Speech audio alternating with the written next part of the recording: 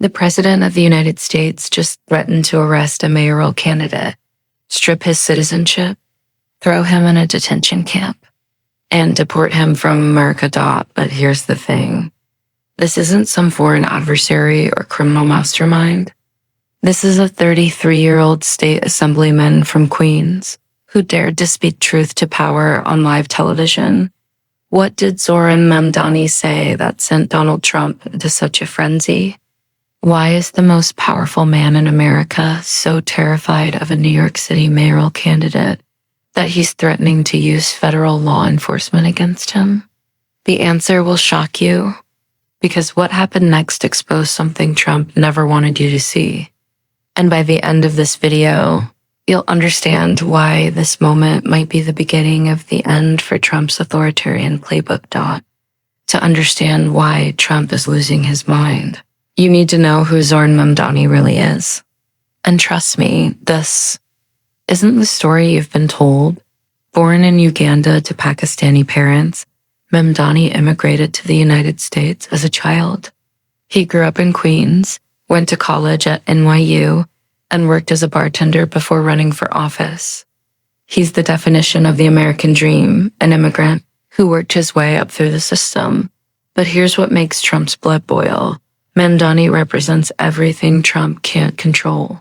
He's young, charismatic, and worst of all for Trump, he's not afraid. In 2020, Mamdani ran for New York State Assembly and won, defeating a longtime Democratic incumbent. He didn't have big money or establishment support. What he had was something far more dangerous to the political elite. He had the people. As an assemblyman, Mamdani pushed for progressive policies that actually helped working families. Universal healthcare, affordable housing, workers' rights. The kind of policies that pull incredibly well with voters but terrify wealthy donors. And that's exactly why Trump is panicking. Because Mamdani just won the Democratic primary for New York City mayor, not through backroom deals or corporate donations, but by building what political insiders call a young, multiracial coalition that's reshaping American politics. But the real threat to Trump isn't Mamdani's policies. It's something much more personal, something that cuts to the core of Trump's entire political strategy. July 2025, the political world was already watching the escalating feud between Trump and Mamdani, but nobody expected what happened next. During a recent appearance on Meet the Press, Mamdani was asked about Trump's increasingly aggressive attacks.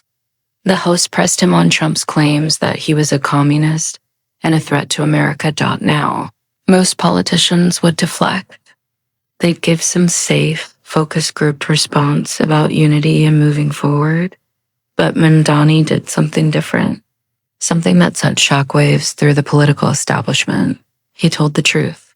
Donald Trump ran for president promising to end wars, not start new ones, Mamdani said, his voice steady and clear. Today's unconstitutional military action represents a dark, new chapter in his endless betrayals that now threaten to plunge the world into chaos. But that wasn't the part that made Trump panic.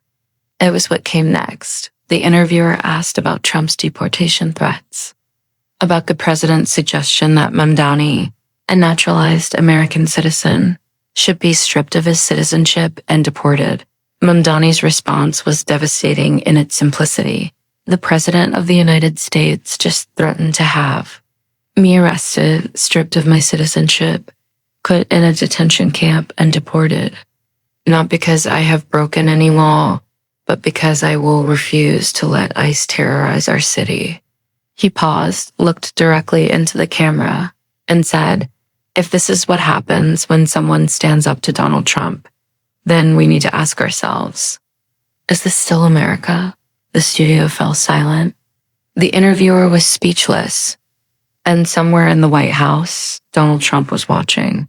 What happened next proved that Mamdani had struck a nerve that went straight to the heart of Trump's deepest fears. Within hours of Mamdani's TV appearance, Trump's Truth social account exploded with a series of posts that political analysts are calling unhinged, authoritarian, and unprecedented. First came the personal attacks. Trump called Mamdani a 100% communist lunatic and our future communist mayor of New York City. But that was just the warm dash-up dot. Then came the threats. Real, specific threats from the President of the United States against an American citizen running for a local office. As President of the United States, I'm not going to let this communist lunatic destroy New York, Trump posted. He needs to be deported, which is why I am calling for him to be subject to denaturalization proceedings. Think about that for a moment. The President of the United States was threatening to strip an American citizen of their citizenship and deport them. Not for any crime, not for any act of treason, but for winning a Democratic primary and speaking out against Trump's policies. But Trump wasn't done. In a follow-up post, he escalated even further. Zohran Mamdani is an anti-Semitic, socialist, communist who will destroy the great city of New York. The anti-Semitic dog whistle was unmistakable. The dehumanizing language was straight out of the authoritarian playbook. And the threat was crystal clear. But here's where it gets really interesting. Because Trump's meltdown revealed something he'd been trying to hide for months. During a press conference at a detention center in Florida, Trump was asked directly about Mamdani. His response? Well, then we'll have to arrest him.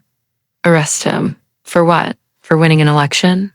For speaking on television? For having the audacity to stand up to Donald Trump? The mask was off. The authoritarian was in full view. And the American people were watching. But why is Trump so terrified of Zohran Mamdani? Why would the President of the United States spend so much time and energy attacking a mayoral candidate? The answer lies in what Mamdani represents and what Trump fears most. First, Mamdani is proof that Trump's anti-immigrant rhetoric is a lie.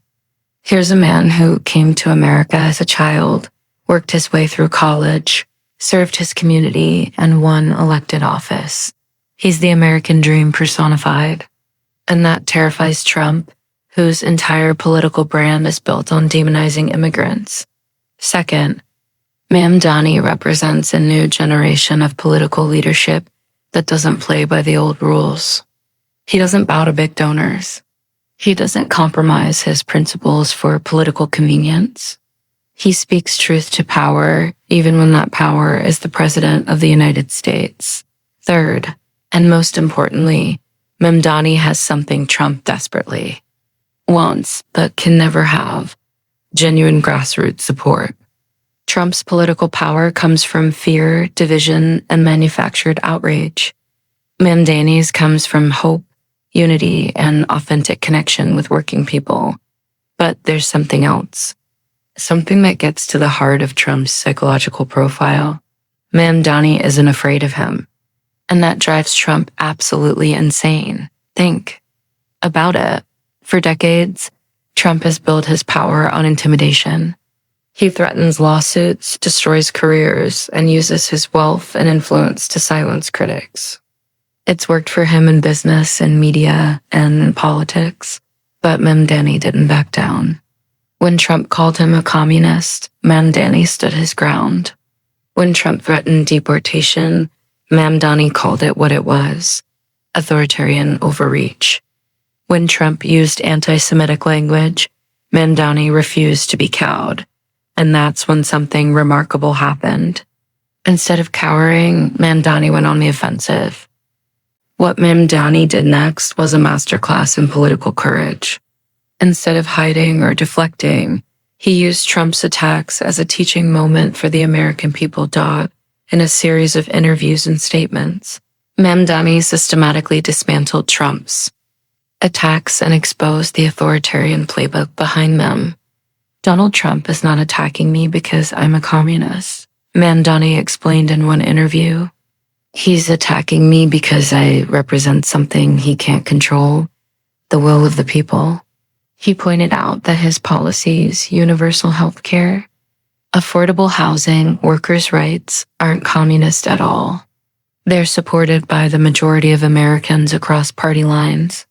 They're policies that exist in every other developed democracy in the world. What Donald Trump calls communist, Mamdani said the rest of the world calls Tuesday. But more importantly, Mamdani used Trump's attacks to highlight a dangerous pattern of authoritarian behavior. This is how democracy dies, he warned. Not with armies in the streets, but with a president who threatens to arrest political opponents, strip citizens of their rights, and use federal law enforcement as his personal police force. He was right. And people were listening. The response was immediate and overwhelming. Progressive organizations rallied to Mamdani's defense. Civil rights. Groups denounced Trump's threats. Even some Republicans privately expressed concern about the president's increasingly authoritarian rhetoric.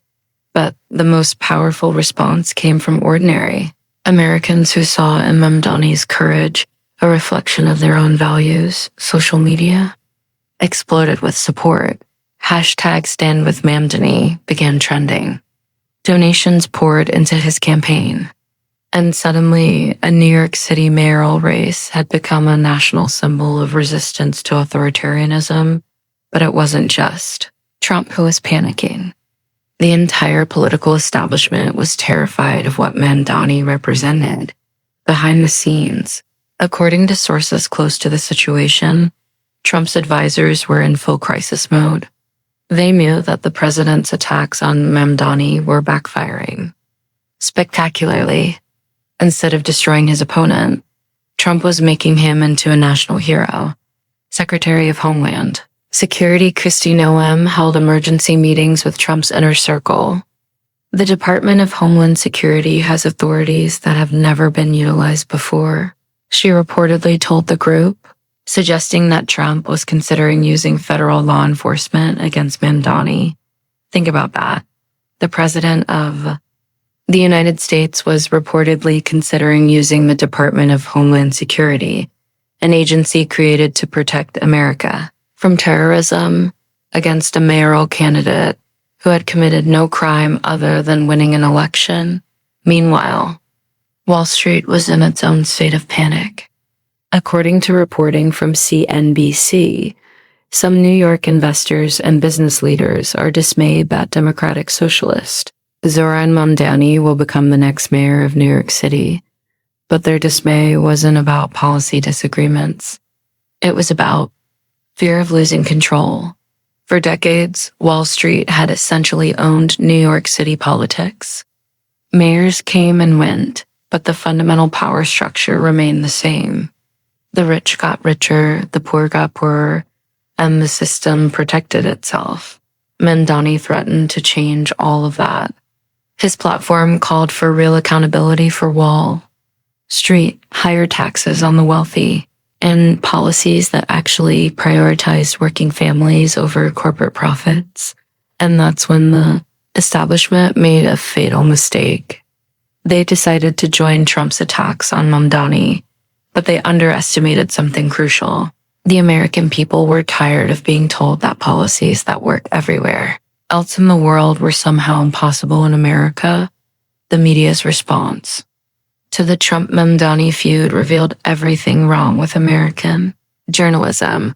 Instead of focusing on the unprecedented nature of a president threatening to arrest and deport a political opponent, much of the mainstream media got caught up in fact-checking whether Mamdani was really a communist, as if that was the point. As if the president's authoritarian threats were somehow acceptable, if they were directed at someone with the wrong political views, but some outlets got it right. Al Jazeera published a detailed fact-check titled, "Is Zohran Mamdani a communist?" The answer was clear, no. Mamdani's policies, free public transportation, universal childcare, rent control, are standard progressive policies that exist in countries around the world. That is not akin to communism, the report explained, a system in which the government controls the means of production. The Nation went further, publishing a piece titled "Zohran Mamdani Just Showed How to Stand Up to Trump." The article praised Mamdani's courage and contrasted it with the cowardice of establishment. Democrats who refused to confront Trump's authoritarianism directly, but the most revealing coverage came from Fox News, which invited contributors to discuss the ongoing feud between President Donald Trump and Zohran Mamdani. A feud, as if this were some kind of reality TV drama, instead of a constitutional crisis by framing it as a feud. Fox News and other outlets were normalizing behavior that should have been universally condemned. They were treating presidential threats of arrest and deportation as just another political disagreement. And that's exactly what Trump was counting on, but what Trump didn't count on was the legal community's response. Constitutional scholars, former prosecutors, and civil rights attorneys all sounded the alarm about what was happening. "This is not normal," warned one former federal prosecutor. "A president cannot threaten to arrest political opponents because he cannot threaten to strip citizens of their citizenship because he disagrees with their politics." This is textbook authoritarianism. The legal issues were clear. Under the Constitution, citizenship can only be revoked in very specific circumstances, essentially for treason or voluntarily renouncing citizenship. Political disagreement is not grounds for denaturalization. Similarly, the president cannot simply order the arrest of political opponents. There must be probable cause of a crime. There must be due process. There must be rule of law. Trump's threats violated all of these principles, and legal experts were united in their condemnation. But the most chilling aspect was what Trump was revealing about his mindset. He wasn't just attacking Mamdani, he was testing how far he could push the boundaries of presidential power. "This is how democracy dies," one constitutional scholar warned. "Not with a single dramatic moment, but with 1,000 small erosions of democratic norms. Each one seems minor in isolation, but together they create a system where the president can do whatever he wants to political opponents." The scholar was right, and Mamdani understood this better than anyone. In a powerful statement, Mamdani connected Trump's threats to a broader pattern of authoritarian behavior around the world. "What Donald Trump is doing to me today, he will do to others tomorrow," Mamdani warned. First they came for the immigrants, then they came for the political opponents, then they came for anyone who dared to speak truth to power. It was a reference to the famous poem by Martin Niemöller about the Nazi rise to power, and it was a wake-up call for anyone who thought Trump's authoritarianism would stop with his political enemies. But the most powerful response came from ordinary Americans who recognized what was at stake. Across the country, people who had never heard of Zohran Mamdani before suddenly saw him as a symbol of resistance to authoritarianism. His courage in standing up to Trump inspired others to find their own voices. In New York City, spontaneous rallies erupted in support of Mamdani. In Times Square, hundreds of people gathered with signs reading "Democracy dies in darkness" and "No deportations." For democracy. The crowd was diverse, young and old, black and white, immigrant and native-born. They came together around a simple message: this is not who we are as Americans. One elderly woman, a Holocaust survivor, spoke to the crowd about the importance of standing up to authoritarianism before it's too late. "I have seen this before," she said, her voice shaking with emotion. "It starts with threats against political opponents. It starts with dehumanizing language. It starts with telling people that their citizenship is conditional on their politics." She paused, looking out at the crowd. "But it doesn't have to end the way it ended before. We can stop this. We can choose democracy. We can choose courage." The crowd erupted in applause. And across the country, millions of Americans were watching and listening. On social media, #StandWithMamdani, I became more than just a hashtag. It became a rallying cry for everyone who believed that democracy was worth fighting for. People shared their own stories of courage. They talked about times when they stood up to bullies, when they fought for what was right, when they chose principle over convenience, and slowly, something began to shift in American politics. What happened next, nobody could have predicted. Not Trump, not his advisors, not the political establishment. The American people had had enough. Poll after poll showed that Trump's attacks on Mamdani were backfiring spectacularly. A majority of Americans, including many Republicans, said they were disturbed by the president's threats to arrest and deport political opponents. Even more importantly, people were beginning to see through Trump's authoritarian playbook. They understood that if he could threaten Mamdani today, he could threaten anyone tomorrow. The business community, which had long supported Trump despite his rhetoric, began to distance themselves. Major corporations issued statements supporting democratic norms and the rule of law. We cannot support a president who threatens to arrest political opponents, said one Fortune 500 CEO. This is not about politics. This is about the basic principles that make America great. Religious leaders across the political spectrum condemned Trump's threats. Even some evangelical leaders who had been among Trump's strongest supporters said they could not support attacks on fundamental democratic principles. But the most significant response came from within Trump's own party. Republican senators and representatives who had stayed silent through years of Trump's authoritarianism finally began to speak out. Not all of them, but enough to make a difference. The president's threats against Mr. Mamdani are unacceptable, said one Republican senator. We are a nation of laws, not a nation where the president can threaten to arrest political opponents because he disagrees with their politics. It was a small crack in the wall of Republican support for Trump, but it was enough to show that even Trump's own party was beginning to question his authoritarian tendencies. The long-term consequences of the Trump-Mamdani confrontation are still, unfolding. But one thing is clear.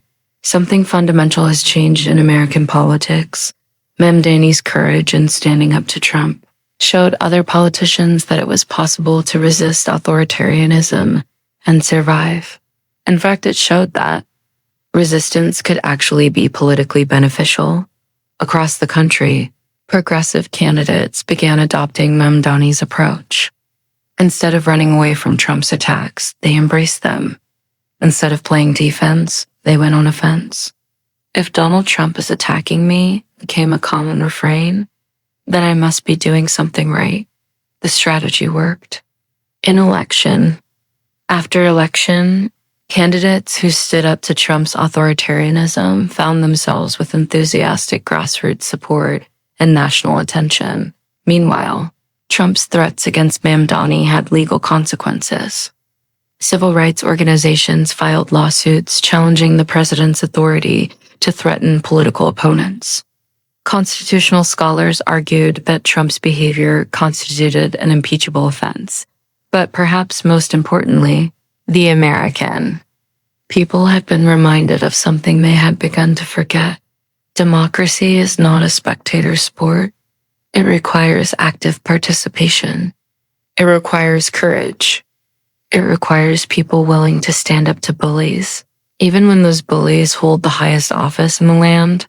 The Trump-Mamdani confrontation revealed something profound about the state of American democracy. It showed that the threat to democratic institutions doesn't come from external enemies or foreign interference. It comes from within. When a president can threaten to arrest and deport political opponents without facing immediate consequences, when major media outlets treat such threats as normal political discourse, when party leaders stay silent in the face of obvious authoritarianism, that's when democracy is in real danger. But it also showed that democracy has a powerful defense mechanism. The American people themselves, when ordinary citizens saw what was happening to Mamdani, they recognized it as a threat to their own freedom. They understood that if Trump could silence one political opponent, he could silence anyone, and they refused to let that happen. The response to Trump's attacks on Mamdani became a template for resisting authoritarianism in the 21st century.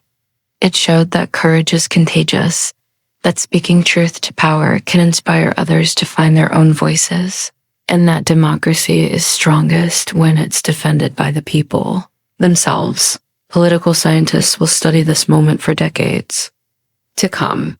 They'll analyze the tactics, the messaging, the coalition building, but they'll also study something more fundamental, the moment when the American people looked authoritarianism in the eye and said no.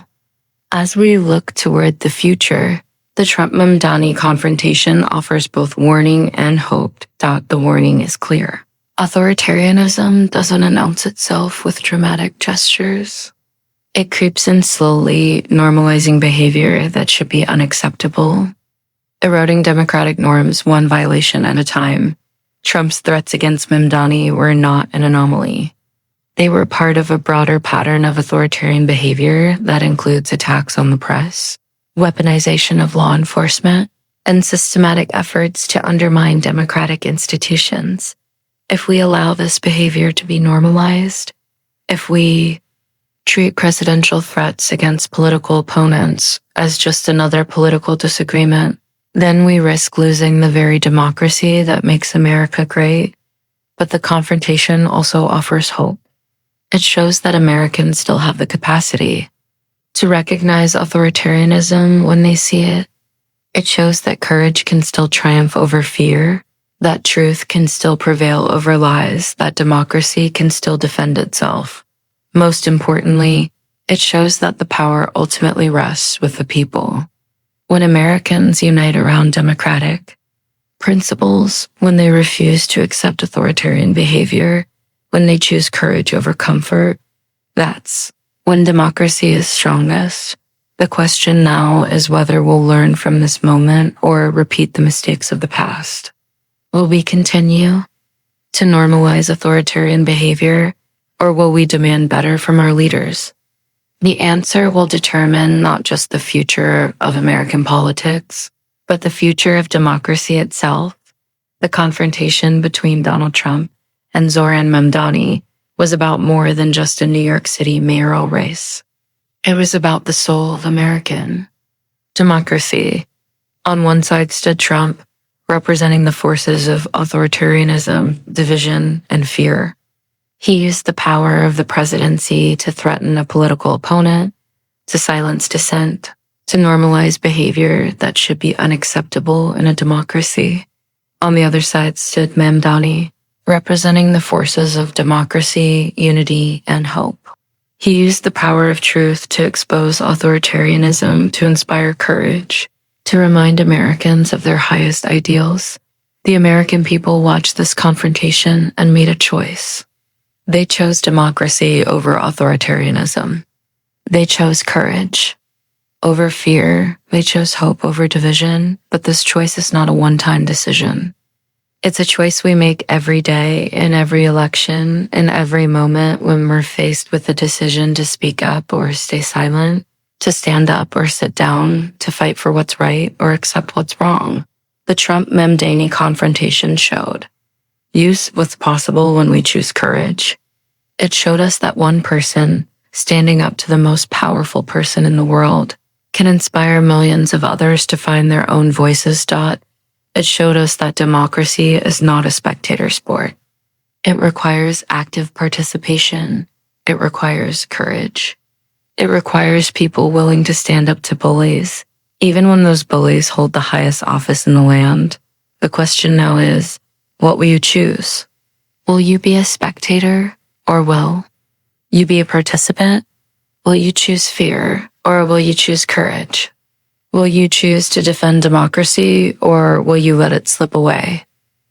The choice is yours. The future is in your hands.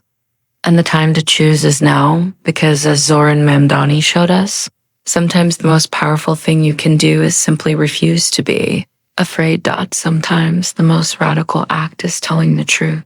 And sometimes that's enough to change everything. Remember to like this video if it opened your eyes to what's really happening in American politics. Subscribe for more deep dives into the stories that matter, and share this with anyone who needs to understand what's at stake in our democracy. The choice is ours. The time is now. And the future depends on what we do next. Subscribe button, related videos, common encouragement.